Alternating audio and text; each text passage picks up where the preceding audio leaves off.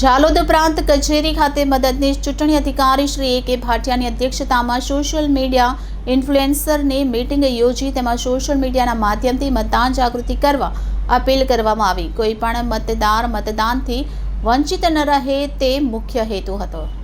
લોકસભા સામાન્ય ચૂંટણી 2024ને ધ્યાનમાં રાખી વહીવટીતંત્ર અનેકવિધ પ્રવૃત્તિઓ કરીને મતદાન કરવા માટે લોકજાગૃતિ માટેના સંદેશ આપી રહ્યો છે. ત્યારે સોશિયલ મીડિયા પણ એને લઈને કેટલુંક સતર્ક છે અને એની કામગીરી સાથે સોશિયલ મીડિયા દ્વારા સમાજ પર પડતા પ્રભાવની સમીક્ષા કરવા માટે પ્રાંત કચેરી ખાતે મદદનીશ ચૂંટણી અધિકારી શ્રી A.K. ભાટિયાની અધ્યક્ષતામાં સોશિયલ મીડિયા કર્મીઓ સાથે બેઠક યોજવામાં આવી હતી.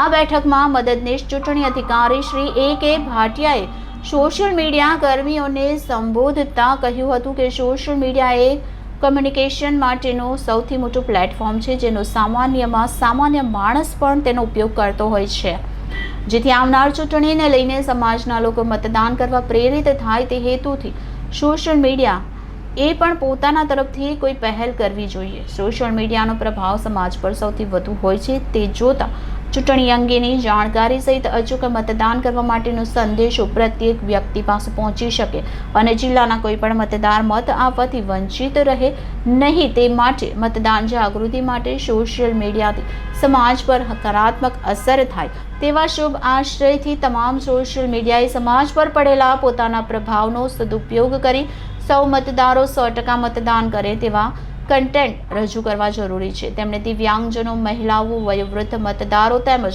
પહેલીવાર મત આપનાર મતદારોને કેન્દ્રમાં રાખીને તેમજ સોસાયટીને હાઇલાઇટ કરીને મતદાન માટેના તેમના પોતાના અભિપ્રાય લઈ મતદાન અંગેની મહત્વતા જણાવી તેઓને મત આપવા પ્રેરિત થાય તેવા કન્ટેન્ટ રેડી કરી અપલોડ કરવા જણાવ્યું હતું. આ બેઠક દરમિયાન નાયબ મામલતદાર શ્રી D.S. બારિયા તેમજ સોશિયલ મીડિયા ઓપરેટ કરતા સોશિયલ મીડિયા કર્મીઓ ઉપસ્થિત રહ્યા હતા. Reporter Kishore, Dabgar city golden news, Dahod.